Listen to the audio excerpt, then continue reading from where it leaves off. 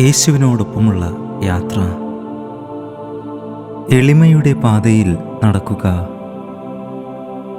യോഹന്നാൻ എഴുതിയ സുവിശേഷം 13-ാം അധ്യായം 14-ാം വാക്യം. കർത്താവും ഗുരുവുമായ ഞാൻ നിങ്ങളുടെ കാൽ കഴുകി എങ്കിൽ നിങ്ങളും തമ്മിൽ തമ്മിൽ കാൽ കഴുകേണ്ടതാകുന്നു. നമ്മുടെ കർത്താവായ യേശുവിനെ പോലെ എളിമയുടെ ജീവിതശൈലിയാണ് നമുക്ക് വേണ്ടുന്നത്. താഴ്മയും വിനയവുമുള്ള ശുശ്രൂഷ മനോഭാവമാണ് ദൈവം നമ്മിൽ നിന്നും പ്രതീക്ഷിക്കുന്നത്. ക്രിസ്തു നമുക്ക് കാണിച്ചു തന്ന താഴ്മയുടെയും എളിമയുടെയും ഭാവം നാം എപ്പോഴും ധരിച്ചു കൊള്ളണം. അത് സ്വന്തം ഇഷ്ടവും അഹങ്കാരവും ഉപേക്ഷിച്ച് മറ്റുള്ളവരുടെ ഗുണവും കൂടെ അന്വേഷിക്കുന്നു. വചനം നമ്മെ പഠിപ്പിക്കുന്നു, ദൈവം നിഗളികളോട് എതിർത്തു നിൽക്കുന്നു, താഴ്മയുള്ളവർക്കോ കൃപ നൽകുന്നു. ദൈവഭയത്തിൽ ദൈവീക ജ്ഞാനത്തോടെ അന്യോന്യം കീഴ്പ്പെട്ടിരിക്കാനും താഴ്മയോടെ ജീവിക്കാനും നമ്മുടെ ഹൃദയത്തെ ദൈവം രൂപാന്തരപ്പെടുത്തട്ടെ. നാം എന്തായിരിക്കുന്നുവോ അത് ദൈവകൃപയാൽ മാത്രം ആകുന്നു എന്ന് ഓർത്തുകൊണ്ട് എപ്പോഴും വിനയത്തോടെ ജീവിക്കണം എന്നതാണ് ദൈവ ഇഷ്ടം. നമ്മുടെ അനുദിന ജീവിതം ക്രിസ്തുവിൻ്റെ സ്വഭാവം നമ്മിലൂടെ മറ്റുള്ളവർക്ക് കാട്ടുന്നതായിരിക്കണം. അത് താഴ്മയുടെയും വിനയത്തിൻ്റെയും സ്നേഹത്തിൻ്റെയും ഭാവമാണ്. ക്രിസ്തു ദൈവമായിരിക്കെ നമുക്ക് വേണ്ടി തന്നെത്താൻ താഴ്ത്തി മനുഷ്യനായി അവതരിച്ച് ക്രൂശിന്മേൽ യാഗമായി തീർന്നു. ക്രിസ്തുവിലുള്ള താഴ്മയുടെയും വിനയത്തിൻ്റെയും ഭാവം നമ്മിൽ രൂപപ്പെടാൻ സഹായിക്കുന്നത് പരിശുദ്ധാത്മാവിനാലാണ്.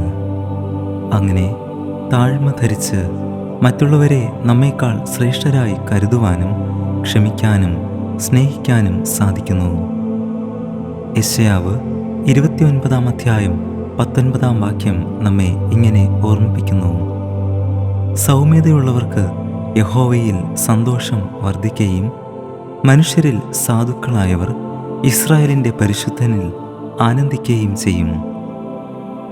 സൗമ്യതയും താഴ്മയും ക്രിസ്തുവിൽ വസിക്കുന്ന ദൈവത്തിൻ്റെ ആത്മാവിനാൽ നയിക്കപ്പെടുന്ന വ്യക്തിയിലെ സ്വഭാവ വിശേഷമാണ്.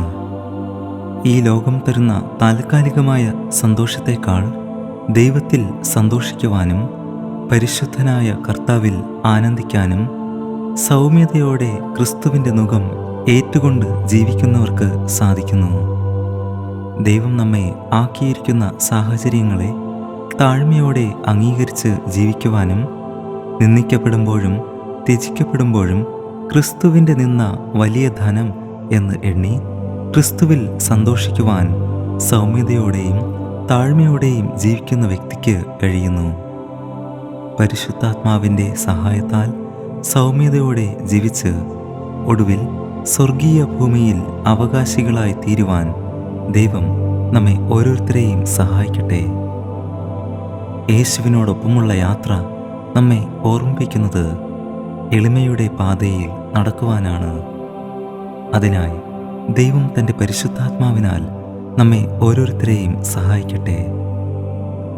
നമുക്ക് പ്രാർത്ഥിക്കാം. കൃപയും സ്നേഹവും നിറഞ്ഞ സ്വർഗീയ പിതാവേ, ഈ പുതിയ ദിവസത്തിനായി ഞങ്ങൾ അങ്ങേക്ക് സ്തുതിയും സ്തോത്രവും അർപ്പിക്കുന്നു.